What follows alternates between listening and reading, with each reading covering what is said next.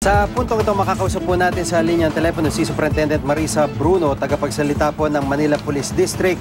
Colonel Bruno, magandang hapon po. Magandang hapon po, Sir Jiggy, at sa inyong mga mga nanonood sa inyong programa po. Hello po. Dito sa pangyari, yung pulis na nagwala, kumusta na po ang investigation na ginagawa? Meron na ho bang na-establish kung ito'y malaki ang problema o kaya po ay nagdodroga? Meron na ho bang ganong direksyon yung investigation po? Kanina pong mga bandang alas 11 po, siya po ay nasubject na for inquest proceeding.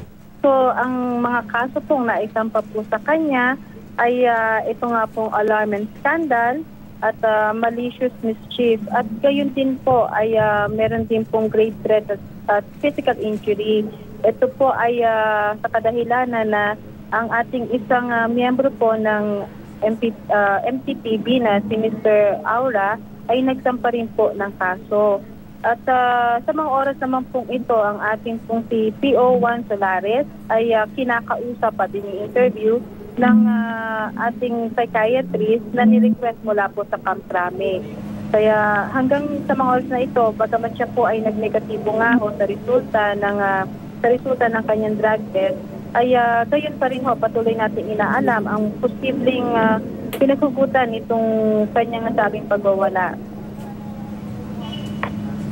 Apo. So yun nga po, yung nabanggit nyo ay kasalukuyan siyang sinusuri ng psychiatrist mula Camp Crame. Mga gaano katagal po yung proseso na binabanggit nyong ito? Oras po ba o tatagal po ng araw bago malaman po yung resulta? Wala pa po tayong direktang pakikipag-ugnayan dito po sa ating mga doktor po na sumusuri sa kanya. Bagamat ito po ay nagsimula kanina pa po, no?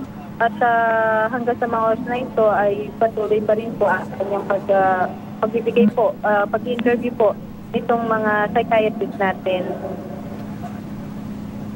Apo. Pero yung pulis na yan po ay hindi naman ho nakaposas habang kinukunan po ng panayam ng mga doktor mula Camp Crame.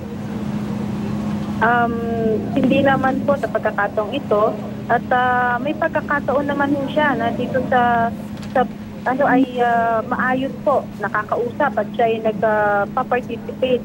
Gaya na rin po dito sa mga pagkandak po natin ng mga exams sa kanya, examination. May mga oras at sandali lang na kuminsan po ay parang siya ay lumalayo po sa mga tao. Apo.